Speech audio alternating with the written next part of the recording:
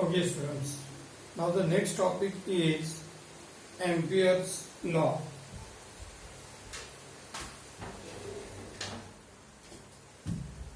Now the next topic is Ampere's law. What is Ampere's law and the application for a straight conductor we have already seen in the previous topic. So what is the Ampere's law? The statement is very straight and very clear.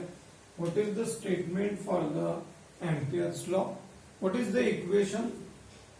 The line integral of B dl is equals to mu naught I. So we can take three different types of the integrations. We can take an integration with respect to length, with respect to area, or with respect to volume. So out of that three types of the integration, here we have considered the integration for a length. So the length of the conductor is like a straight line. So what this sign on the integration indicates? The circuit is closed one. There is no gap or there is no space between the circuit. The circuit is closed. This is shown by this circle on the integration. So how can you write the statement? The line integral of magnetic induction. What is the magnetic induction? The strength of the magnetic field is given by magnetic induction. For example, if you see here, this is a magnet. In that case, this magnet produces his own magnetic field. This magnet have its own magnetic field. In that magnetic field, if you consider one point P, then what is the magnitude of the magnetic field at this point? The magnitude of the magnetic field at this point is given by B, and this B is called magnetic induction. So this is nothing but the magnetic induction which gives the strength of the magnetic field. So what is the statement for the Ampere's law? The line integral of magnetic induction for any closed loop of the circuit is equals to mu naught times or permeability of free space times total current flowing through the closed loop. Now what is the mu naught? Mu naught is the permeability.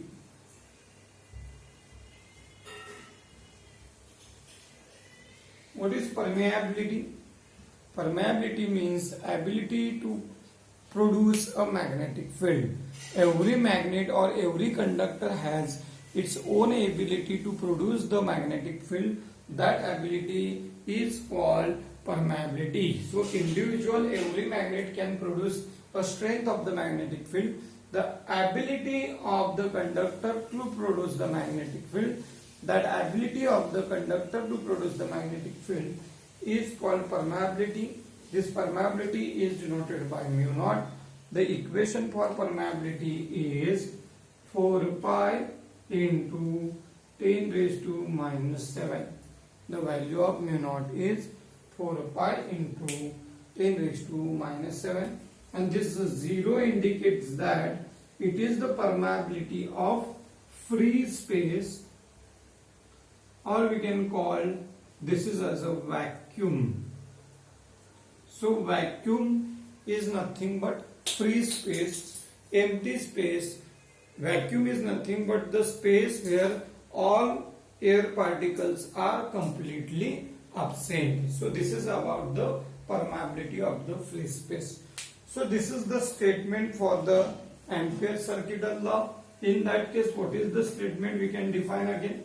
So I can state again, the line integral of magnetic induction for any closed loop is equals to permeability of free space times total current flowing through the closed loop. So in this equation, to the left side there is a one term, that is the line integral of BDL. So how we can take the magnitude of this part? If you take the magnitude of line integral of BDL in terms of magnitude, how we can write this equation? So there is a dot product or the scalar product between the B and dl. If you take the magnitude, then you can write B dl cos theta. In terms of magnitude, when there is a scalar product, in scalar product we consider the cosine of the angle between cosine of the angle between magnetic induction and length element. So this is the explanation of, if you take the magnitude of this the left side, then we can write this equation. So this is about the Ampere's law. Now in the next topic we are going to discuss about the what are the applications of the Ampere's law. So initially now in this case we are only taking the two applications of the Ampere's law. If the shape of the conductor is like a solenoid, and if the shape of the conductor is a toroid. So in that case, how can we determine the magnitude of magnetic induction, that is the value of B, by using Ampere's law? Now what is the first application of the Ampere's law? In case of a solenoid.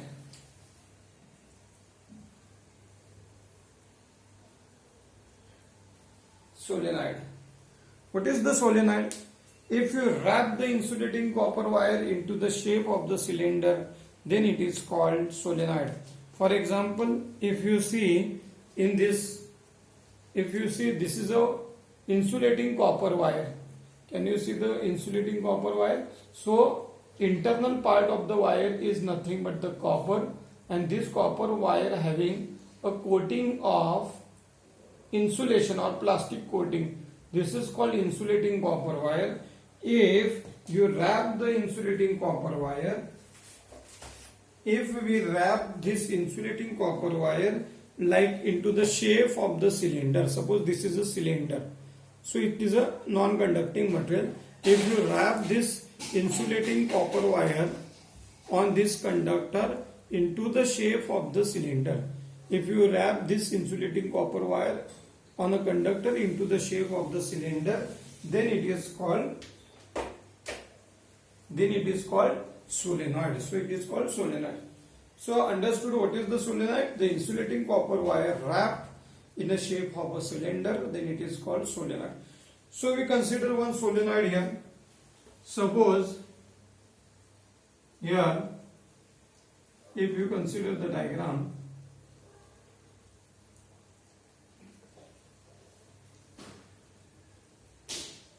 suppose this is a solenoid.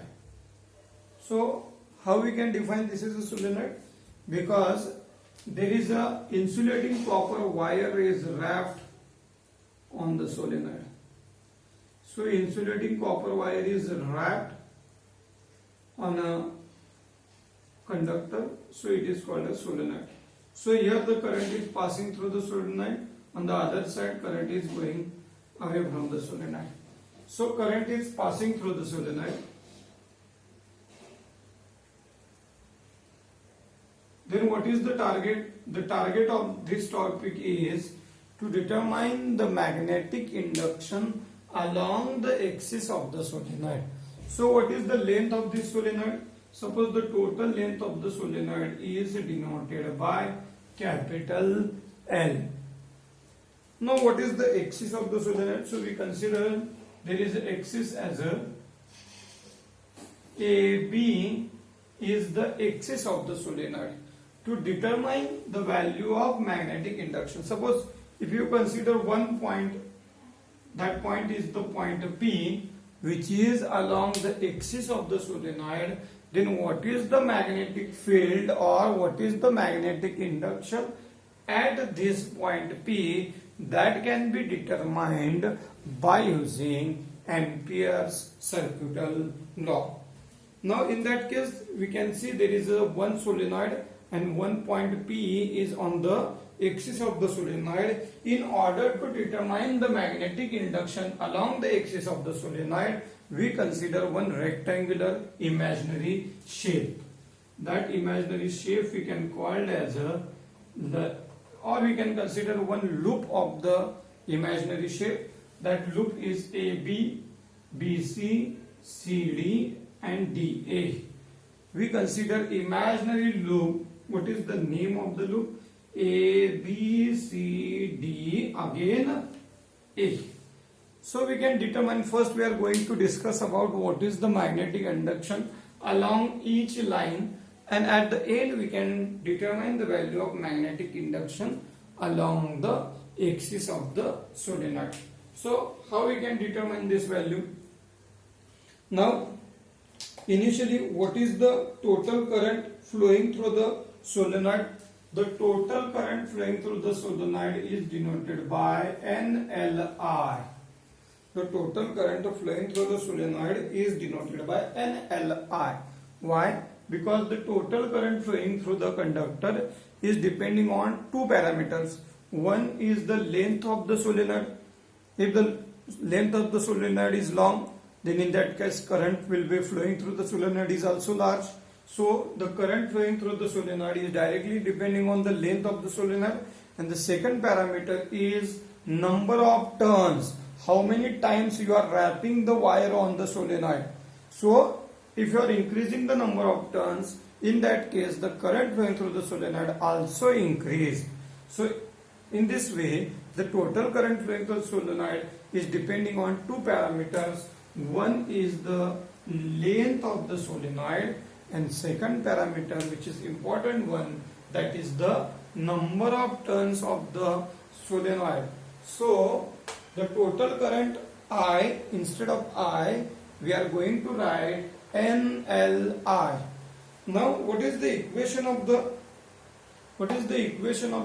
Ampere circuital law?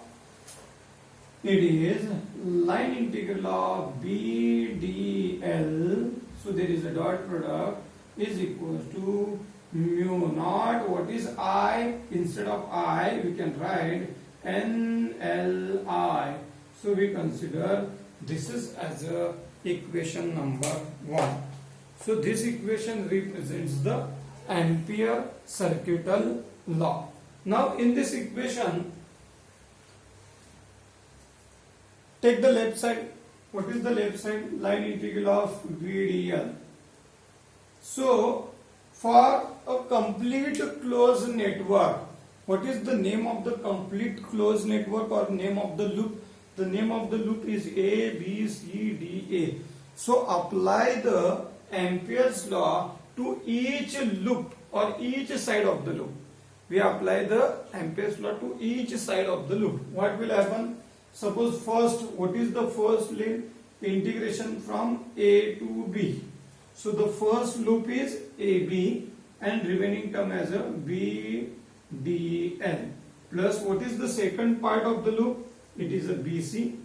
From B to C, BDL. What is the third part? Third part is CD. So apply it is to the CD, B dot DL, and the last one is nothing but DA, integration of D to A, BDL. Because we have considered the Ampere's law for a closed loop. Here the name of the closed loop is ABCDA. So apply the Kirchhoff's law to each of the side of the loop, because the final target is to determine along the axis. So apply the Ampere's law to each side of the loop. What will happen out of this? Integration of BDL from B to C and integration from D to A, these two terms becomes 0, because in case of the integration from B to C, BDL, or integration, or you can take the magnitude of this part, then what will happen? In magnitude it is, there is a dot product, so we can consider BDL cos theta. So we can take the magnitude of the term. So in terms of magnitude we can consider the cos theta. But how is the length BC? The length BC is perpendicular to the magnetic field. Here the magnetic field which is produced across the solenoid, to that magnetic field this length BC is exactly perpendicular, so it is making an angle 90 degree. If you put the value of angle as 90 degree here, what will happen? Cos 90 is 0, So everything becomes 0. Similarly, if line integral of BDL from B to C becomes 0, in the same manner from D to A BDL also becomes 0. Why this is also becomes 0? Because DA is also perpendicular to the external magnetic field. These two sides are perpendicular to the external magnetic field. So angle is 90 degree. So these two terms becomes 0 because cos 90 becomes 0. So out of that these two terms becomes 0. What about CD? The side CD is far away from the axis of the solenoid, and as we already know, if you are going away from the solenoid, the magnetic field or the strength of the magnetic field goes on decreasing. If we are going away from the solenoid, then the strength of the magnetic field goes on decreasing, and if you consider the magnetic field at the segment CD is minimum, then we can consider or we can neglect the term.